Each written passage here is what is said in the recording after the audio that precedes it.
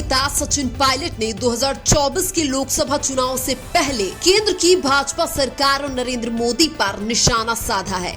सचिन पायलट ने राम मंदिर के ऊपर, चंडीगढ़ मेयर चुनाव के ऊपर और केंद्र सरकार की तानाशाही के खिलाफ नरेंद्र मोदी और बीजेपी को खरी खोटी सुनाई है।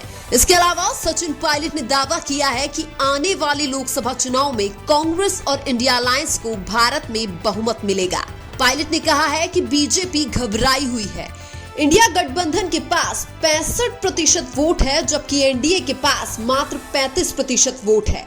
यह आंकड़ा मोदी जी के पास भी है और अमित शाह के पास भी है। उन्हें पता है कि अगर इंडिया गठबंधन की पार्टियां मिलकर चुनाव लड़ी तो एनडीए को आसानी से चुनाव हरा देंगे। पायलट ने आगे यह भी कहा कि डरी हुई बीजेपी सरकार विपक्षी नेताओं के घर ईडी और सीबीआई के छापे डलवाने में लगी है। डरी हुई बीजेपी संसद में 147 सांसदों को सस्पेंड कर देती है। बीजेपी महिलाओं की बात करती है, लेकिन महिला पहलवान इनके खिलाफ धरने देती है, फिर भी उनको न्याय नहीं मिलता है।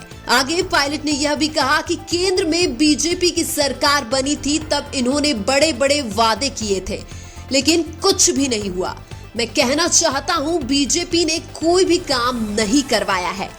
पायलट ने बीजेपी सरकार पर हमला बोलते हुए कहा कि बीजेपी को केंद्र में 10 साल हो गए हैं और राजस्थान से 2 बार 25 सांसद जीत कर गए हैं। अब बीजेपी को अपना लेखा जोखा और विकास को जनता के सामने रखने चाहिए। सचिन पायलट ने कहा कि नरेंद्र मोदी और बीजेपी चाहती ही नहीं कि जनता के मुद्दों पर चर्चा हो। हमने बार बार कहा है कि नौजवानों, महंगाई, बेरोजगारी, उद्योग और निवेश पर चर्चा करनी चाहिए, लेकिन मोदी जी सिर्फ धर्म की राजनीति करते हैं। अब 2024 के लोकसभा चुनाव में बीजेपी राम मंदिर के नाम पर वोट मांगेगी, लेकिन जनता समझदार है, मंदिर के नाम पर वोट नहीं करेगी। इसके अलावा चंडीगढ़ मेयर चुनाव के ऊपर भी पायलट ने बीजेपी को आड़े हाथों लिया है।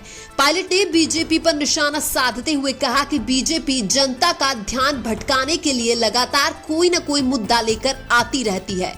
चंडीगढ़ में मेयर चुनाव को लेकर पायलट ने कहा कि सरेआम लोकतंत्र की हत्या हो रही है। निर्वाचन अधिकारी ही वोटों को खराब कर रहा है।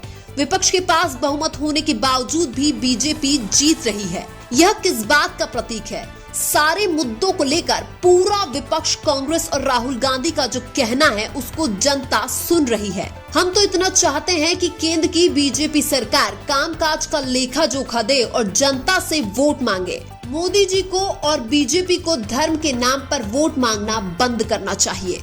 इसके अलावा राम मंदिर के ऊपर सचिन पायलट ने कहा कि हम सब राम के भक्त हैं और हमें अयोध्या जाने के लिए किसी भी निमंत्रण की जरूरत नहीं है।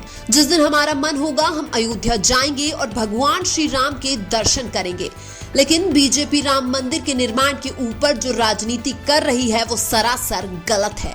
हम आपको बता दें, सचिन पायलट राजस्थान में हुए 2023 के विधानसभा चुनाव में इतने एक्टिव नहीं थे, लेकिन जब 2023 में कांग्रेस को राजस्थान में हार का सामना करना पड़ा था, तब से ही सचिन पायलट एक्टिव हो चुके हैं। कांग्रेस आलाकमान ने सचिन पायलट को छत्तीसगढ़ का प्रदेश प्रभारी भी बनाया है। सचिन पायलट ने 2024 की लोकसभा चुनाव को लेकर यह भी कहा कि हम इस बार युवा चेहरों को ज्यादा मौका देंगे। पायलट ने आगे कहा कि हमने विधानसभा में 25 से 30 युवा चेहरे उतारे थे, उनमें से ज्यादातर ने जीत दर्ज की है।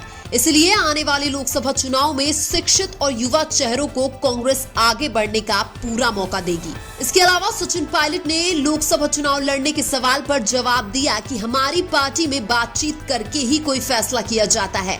आगे पायलट ने कहा कि भाजपा ने 2023 में अपने सांसदों को जबरदस्ती विधानसभा चुनाव लड़वाया था। कोई भी सांसद चुनाव लड़ना नहीं चाहता था, लेकिन हमारी पार्टी में सबसे बातचीत करने के बाद फैसला लिया जाएगा कि लोकसभा चुनाव कौन कौन लड़ेगा। इसके अलावा आप भी कमेंट करके बताइए कि 2024 के लोकसभा चुनाव में कौन सी पार्टी को वोट देंगे। वीडियो अच्छा लगा तो लाइक कीजिए और हमारे चैनल मीणा की आवाज को सब्सक्राइब कीजिए। धन्यवाद।